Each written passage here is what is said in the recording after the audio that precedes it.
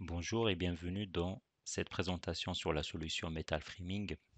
Donc une fois installée, la solution de l'ossature métallique intégrée à Revit, vous allez la trouver dans Mes outils et là vous allez avoir tout ce que vous avez installé et Metal Framing c'est ici. Donc si on rentre dedans, on voit qu'il y a pas mal de fonctions, un ensemble de solutions dans ce package. Et chaque solution dispose d'un petit rectangle à côté. Une fois coché, ça vous rajoute et ça vous affiche l'ensemble des fonctions dédiées dans votre ruban. Là, on trouve T4R Metal Framing, on les développe et puis après, on pourra aller chercher les fonctions qui nous intéressent. Donc dans Metal Framing, on a Wall, Floor, Roof, Trace, donc à la fois pour des murs, des toits, des sols et des fermes. Nous, ce qui nous intéresse pour cette présentation, c'est l'ossature métallique pour des murs, par exemple. Le process est similaire pour les différentes catégories. On va faire notre test sur cette catégorie pour qu'on puisse bien comprendre le fonctionnement. Donc là, je vais commencer par la modélisation de quelques murs. Je vais juste paramétrer mon type.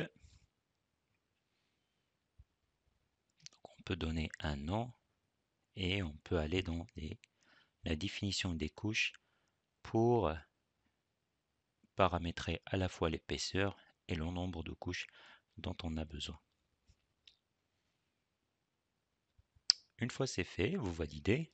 Votre type que vous allez utiliser pour la modélisation est bien défini et je vais commencer à tracer quelques murs tout en gardant dans mon esprit que j'ai besoin d'une connexion en L, connexion en T et un raccord dans le coin pour que qu'on puisse voir l'ensemble des cas de figure. Donc là, on est devant un mur qui contient 3 couches et de type que je viens de définir qui commence par un YB. Donc maintenant, je peux passer à l'utilisation de la solution Wall Framing. Le plus simple peut-être, c'est d'aller travailler sur la vue 3D et on va juste se débarrasser des niveaux et tout ce qui pourra nous perturber dans le visuel. Je préfère aussi travailler en transparence pour qu'on puisse voir l'ossature métallique une fois intégrée à nos murs. Ok. Donc à l'intérieur, on a du modèle analytique qu'on pourra désactiver et qui s'affiche en automatique sur cette version.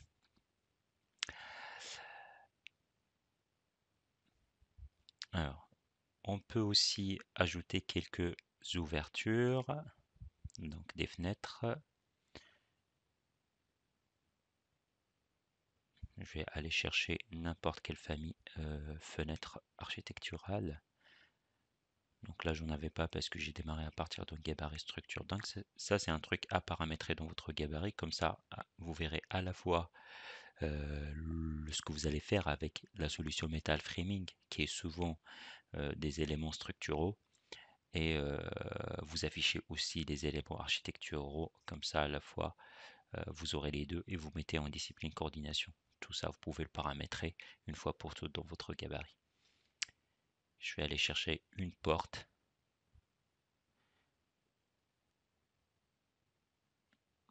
Une porte simple. Je pense que je peux prendre celle-ci.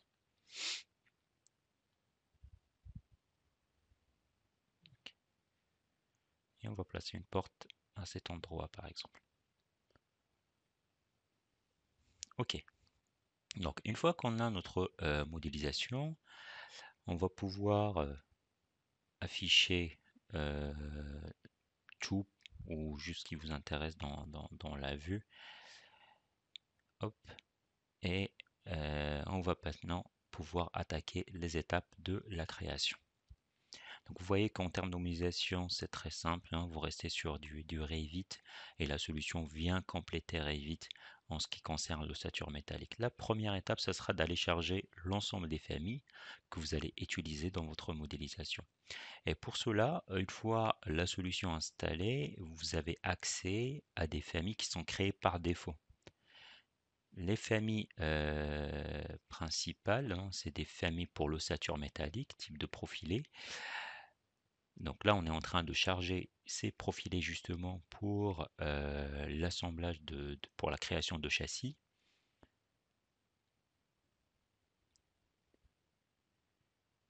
Donc ça, c'est fait. Deuxième étape, c'est que il faudra aller lier votre type de mur à la configuration de metal framing qui va bien. Là, on est sur un type de mur, celui-là, et puis YB de 3 couches. Et l'idée, c'est que pour ma couche principale, je vais utiliser une de configuration que j'ai déjà paramétrée en amont. Pour les deux autres couches extérieures, je vais lui dire que c'est du revêtement et que j'aimerais bien par la suite découper ces couches avec grâce à une certaine configuration que je vais vous montrer par la suite. Ok, une fois que c'est fait, c'est-à-dire une fois que vous avez configuré les couches, les configurations plutôt par couche, vous validez, et puis bah, vous passez à la création du châssis. Pour cela, vous pouvez faire une grande sélection. Vous pouvez sélectionner vraiment toute la maquette. Vous mettrez un peu plus de temps, sinon vous pouvez se concentrer sur la création de l'ossature métallique type par type. Donc là, on est en train d'appliquer ce qu'on a déjà paramétré dans la configuration que je vais vous montrer plus tard. Et elle est en train de modéliser à l'intérieur de nos couches les profilés de châssis. Donc là, il l'a fait pour le premier mur, sachant que on a des ouvertures, donc il a essayé de faire un encadrement qui va bien par rapport aux dimensions des fenêtres. Il fait le deuxième mur et ainsi de suite. Donc on a différentes liaisons. On a ici une liaison de type L, puis après sur le dernier, enfin l'avant-dernier, on a de type T et l'autre mur de l'autre côté. Donc si on zoome bien pour voir ce qui s'est passé, hein, vous allez voir que on a à la fois ajouté des traverses, des montants, et puis on a bien géré euh, les jonctions, hein. Les profilés qu'on a utilisés sont tous de la catégorie ossature dans Revit. C'est des paramètres, pardon, c'est des familles que vous allez pouvoir créer vous-même, les sauvegarder, les charger dans votre gabarit, si c'est toujours la même chose. Et au niveau des jonctions, comme on voit ici, on les a gérées grâce à une certaine manière qu'on a définie dans la configuration. Donc maintenant, si je vous montre à quoi ressemble la configuration, donc on va dans configuration, configuration de l'encadrement.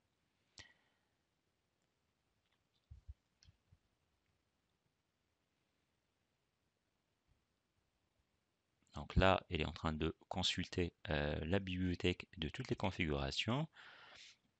Nous, tout à l'heure, on a utilisé cette configuration qui nous permet justement d'automatiser la création des encadrements à la fois pour les murs, les ouvertures. Donc là, vous avez pas mal de paramètres à définir et à sauvegarder dans votre gabarit pour une éventuelle utilisation. Vous voyez ici les types de profilés qu'on a utilisés pour les jonctions. On a la possibilité d'aller ajouter du blocage, genre des contreventements. Donc là, tout à l'heure, on n'en avait pas. Donc si je coche cette case pour le contreventement horizontal et je sélectionne tout et je remets à jour grâce à la configuration, donc par configuration, par liaison de mur, il est censé recalculer la distance entre tous les profilés et ajouter si jamais on a modifié quelque chose entre temps par rapport à la configuration. Dans ce cas-là, il va nous rajouter euh, les contreventements, les supports horizontaux qu'on voit ici, qui se rajoutent au fur et à mesure.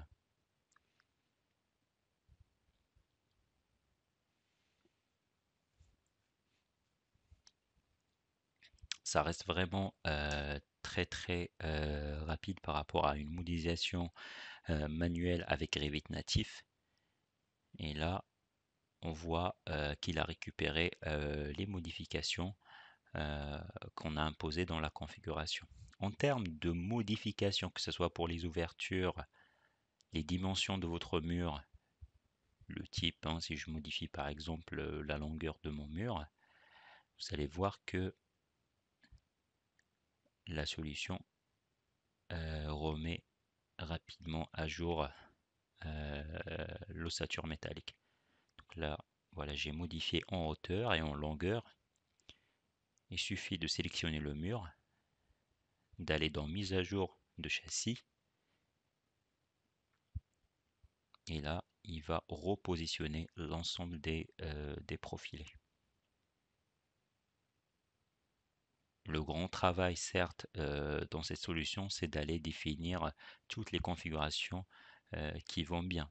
Après, une fois que c'est fait, et vu que c'est souvent le même process de travail, hein, de fabrication, vous pouvez prendre du temps à aller paramétrer tout ça et après le partager avec l'ensemble des collaborateurs. On aura la possibilité d'ajouter d'autres éléments de détail de type contreventement vertical ou horizontal entre deux profilés spécifiques, comme c'est le cas ici. J'ai sélectionné ces deux profilés et je vais pouvoir changer voilà, l'entre-axe et le nombre d'éléments dont j'en ai besoin. Je vais mettre deux par exemple. Et on fait OK. Voilà. Donc la modification est spécifique pour ces deux profilés si je n'aimerais pas bien l'intégrer directement dans la configuration de base. On aura aussi la possibilité d'ajouter des entretoises, hein, entre côté extérieur ou intérieur par rapport à notre encadrement. Là, par exemple, j'ai pris extérieur. Après, je sais pas trop parce qu'au niveau de dessin, il faut regarder les flèches de votre mur pour savoir dans quel sens vous êtes. Donc là, côté extérieur, bah, ça doit être de l'autre côté du coup que j'ai tracé mon mur. Et là, il va suivre juste votre clic de souris en fin de compte, hein. Il n'y a pas de contrainte inférieure ou supérieure à régler comme la solution de base de Revit qui s'appelle contreventement. Donc là, ça dépendra seulement de votre zoom et là où vous avez cliqué. Niveau connexion entre les profilés, on a aussi dans le metal framing la possibilité d'ajouter ce qu'on appelle des éléments de détail. Vous avez compris le principe, avant d'utiliser quelque chose, il faut aller charger les familles qui vont bien. Donc là, c'est ce que je suis en train de faire. On charge toutes les familles de détails de type, de catégorie, pardon, assemblage structurel ou connexion structurelle qu'on a déjà créé ou bien qu'on récupère de chez nos fournisseurs.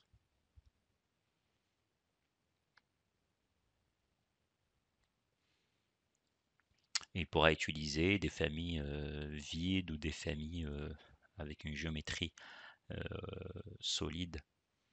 Donc pas besoin de découper par exemple votre profil vous faites un U et après vous mettez le perçage qui va bien ou ajouter les cornières avec les boulons et tout ce qu'il vous faudra niveau connexion.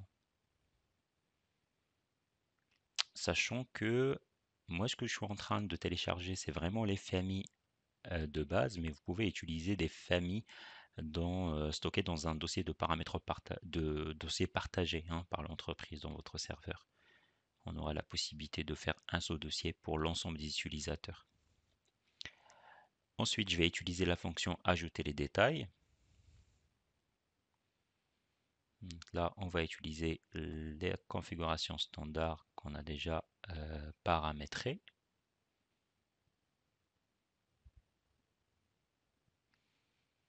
Et là, il est en train de créer les connexions entre l'ensemble des profilés. Sur ce genre de manip, si vous faites une grande zone de sélection, vous passez un peu plus de temps, quelques minutes. Et pour un premier test, vaut mieux peut-être faire le test sur un seul mur. Et puis une fois que vous êtes sur certaines de votre configuration, vous pouvez l'appliquer à toute la maquette.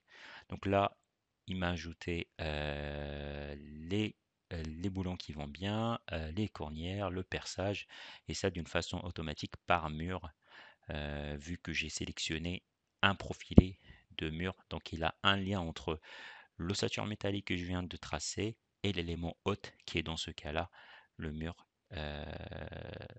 dont ils sont intégrés. Donc là, si je fais pareil pour les autres murs, je sélectionne et puis je fais ajouter détail. Il suffit de sélectionner un élément de l'ossature métallique qui appartient au mur pour que lui comprendra à quel élément faudra ajouter l'ensemble des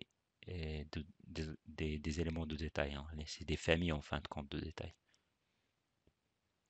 Il faut savoir que le metal framing n'utilise que des familles Revit. Donc, vous avez une bibliothèque qui est déjà fournie par l'éditeur, hein, par nous, par AgaCAD. Et puis, vous aurez aussi la possibilité de créer vos propres familles et le mettre dans un dossier de famille partagée.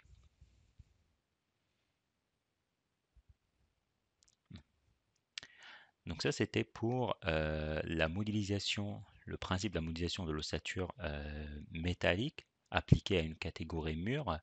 Il faut savoir que quand vous utilisez la liaison de murs et quand vous créez votre châssis, eh ben, Revit et surtout Metal Framing crée des éléments par couche. Donc là, ce que vous voyez ici, c'est des éléments. C'est-à-dire qu'il ne faut pas oublier d'aller dans Affichage dans votre vue et activer l'affichage des éléments. Sinon, vous ne verrez pas vos éléments. Et vu qu'on lui a dit en fait dans la configuration que pour la couche extérieure, intérieure, on va utiliser telle configuration pour le découpage. Donc si je vous montre la configuration, elle ressemble à quoi? On va aller dans configuration de revêtement. Donc je lui dis de prendre toute la façade, enfin la surface de la couche extérieure par exemple, et de faire un certain découpage, et d'appliquer un certain découpage, hein. On a une largeur, une longueur à définir. Donc cette largeur et cette longueur, c'est elle qui va pouvoir appliquer à ce qu'on vient de sélectionner, à cet élément. Donc là, elle est en train de diviser et de créer des parts, tout simplement. C'est de la catégorie éléments, en fin de compte. C'est des occurrences de la catégorie éléments. Et ça, c'est important parce que pour la suite, tout ce qui est création des étiquettes, affichage dans votre vue, le repérage et tout, il faut garder en tête que là, vous ne travaillez pas avec l'occurrence d'origine, vous travaillez avec une occurrence de la catégorie éléments. Et si j'applique ça pour les autres euh, couches, façade, on va pouvoir créer des panneaux de cette manière.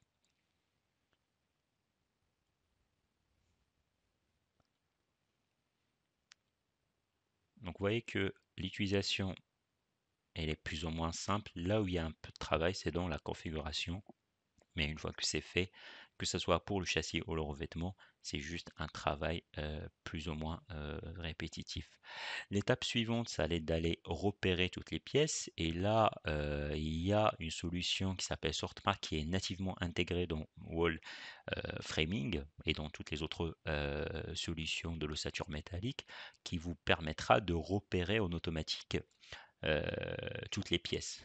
Quand j'ai pièces, ça peut être les murs, les éléments, les profilés, les connexions de détails, tout. Et avec une certaine logique que vous allez pouvoir définir en amont. Donc là, ce qu'il est en train de faire, c'est de repérer toutes les pièces. Et ça, c'est primordial pour la suite, hein, pour la création des plans. Donc si vous oubliez cette partie-là, la solution va vous bloquer pour aller retourner dans l'numérotation de pièces et effectuer ce travail. Donc on va repérer les éléments, les pièces et tout ce qui est assemblage de détails. Une fois que c'est fait, on est prêt pour l'étape suivante qui est la création des plans. Donc encore une fois, la création des plans se fait grâce à des configurations. Donc la configuration qu'on voit ici va pouvoir nous créer des vues d'élévation 3D, ainsi de suite. Mais ce qui est vraiment important dans tout ça, c'est que ça nous permettra aussi d'ajouter des cotes et des étiquettes, ce qui est différent de la fonction assemblage de base de Revit. Vous pouvez créer dans Revit nativement plusieurs plans, mais vous serez incapable d'ajouter en automatique la partie détail, hein, tout ce qui est cotation et plan. Et là, je vais lui dire, bah, on va utiliser ce cartouche métrique A0, mais on n'a pas de modèle de feuille. C'est important de savoir cette information pour la suite. Donc encore une fois, je vais aller chercher mes familles à la fois pour les étiquettes, et si jamais vous avez des gabarits de nomenclature, vous pouvez aussi les intégrer. Moi, j'ai distingué ça étape par étape, mais à la limite, ça vous le faites vraiment au début, hein, vous cochez toutes les cases, comme ça vous charge à la fois les familles de châssis, d'annotation, les nomenclatures qui vont bien, ainsi de suite. Donc ça, c'était pour le chargement des familles avec les nomenclatures, les exemples de nomenclature. Tout ça, c'est pour justement pouvoir créer d'une façon automatique des plans avec des détails. Donc là, je sélectionne mon mur, je vais aller dans créer un assemblage, et là, il est en train de créer les plans que je lui ai demandé, ainsi que le cartouche A0. Rappelez-vous, tout à l'heure, il n'y avait pas de modèle de feuille. Vous allez voir qu'il va créer les plans, mais on n'aura pas des vues dans la feuille parce qu'on n'avait pas de modèle de feuille, on n'avait pas de feuille créée dans ce projet en amont. Donc l'idée, ce sera d'attendre qu'il nous génère toutes les vues, d'aller les contrôler si jamais il faut ajuster deux ou trois trucs. Et puis une fois que c'est fait, donc ça c'est un avertissement pour le poids, je peux en négliger. Et là, c'est le mur W3 hein, par rapport à mon repérage. Hein. Identifiant, c'est lui qui l'a mis tout seul. Je vais aller chercher la feuille Assembly. Le cartouche est vide, c'est tout à fait normal. Parce que pour le moment, je ne lui ai pas défini l'emplacement de chaque vue. Donc ça, c'est un travail manuel qu'il faut faire au premier coup pour que lui aura une idée sur l'emplacement de chaque type de vue. Je vais placer par exemple des coupes, une vue 3D, mais ça, vous le faites vraiment pour un seul plan. Et puis pour les autres plans, on va lui dire, tu vas suivre ce gabarit de feuilles hein, pour la suite. Après, vous pouvez ajuster l'échelle, les styles de cote, tout. Vous le sauvegardez une fois pour toutes dans un gabarit de vue et vous faites appel à ça à chaque fois dans votre assemblage. Donc là, il y avait un peu de préparation, un peu de temps de préparation avant pour que les codes soient pas énormes, par exemple, ou la vue sort, par exemple, de votre cartouche. Donc ça, il faut bien paramétrer dans votre gabarit de vue euh, un peu en amont. Et une fois que c'est fait, vous pouvez l'appliquer à des éléments unitaires. Donc là, c'est mon type de nomenclature, mon gabarit de nomenclature. Donc par exemple, en partant de principe que je veux reproduire la même chose pour l'autre mur, maintenant il suffit d'aller retourner dans configuration de dessin et de lui dire, bah, en fait la feuille qu'on vient de créer, on va aller dans l'onglet feuille, qui s'appelle, si je ne me trompe pas, W31, oui voilà, on va prendre cette feuille et on va lui dire, c'est ça ce qu'il faut utiliser comme gabarit pour la création des feuilles la prochaine fois. Donc maintenant, si je retourne dans ma vue 3D, ce sera le plus simple. Je sélectionne un autre mur. Vous pouvez aussi faire une multi-sélection. Hein. On va faire CTRL, on ajoute les 3 et on va essayer d'automatiser pour le 3. Créer un assemblage. Et maintenant, il est en train de créer un assemblage pour chaque mur en mettant Donc en créant d'abord les vues et en glissant la vue au bon endroit dans le cartouche. Pourquoi? Parce qu'on lui a défini un gabarit de feuilles. Donc c'est pour ça que je vous ai dit ça, c'est un travail à faire dans votre projet la première fois. Ça c'est par rapport au poids, c'est un matériau qui n'est pas défini dans quelques pièces, c'est pas important pour la suite. Et je vais aller chercher cette feuille par exemple, W1. Donc vous voyez que vu que sur ce mur-là, on a un grand nombre de détails, enfin d'éléments d'assemblage, la nomenclature sort un tout petit peu de notre cartouche. Ça, c'est un petit ajustement à faire manuellement, hein. L'autre, ça va parce que c'est à peu près la même taille. Et le quatrième, ouais, il rentre bien dans le cartouche. Il faudra vérifier, mais grosso modo, on est capable d'automatiser la création des plans, on ajoute les cotes et les étiquettes qui vont bien et aussi on place les vues au bon endroit dans le cartouche. Donc ça c'était pour la création des plans. Dernière étape, et ça c'est pas forcément intégré dans la solution Metal Framing, mais vous le trouvez dans le doc de Tools for BIM, c'est pour la fabrication. Donc on a des CNC Metal Exporter qui vous permettra d'exporter pour la fabrication en format CSV ou autre, vous profilez. Donc là, si j'ajoute ce package, et on va trouver ici CNC Metal Exporter, et parfois on en a pour des machines spécifiques, un type Howick ou autre. Là, je vais lui dire quelle machine je vais utiliser pour ma fabrication, sachant qu'on peut paramétrer, nous, en tant qu'utilisateur, un autre format de machine. Et là, je précise l'endroit de l'emplacement de fichier après export. Et puis, ben, on sélectionne le mur ou l'ensemble qui va bien. On va aller dans CNC Exporter. On choisit exporter. Donc, exporter suivant le format qu'on lui a déjà défini.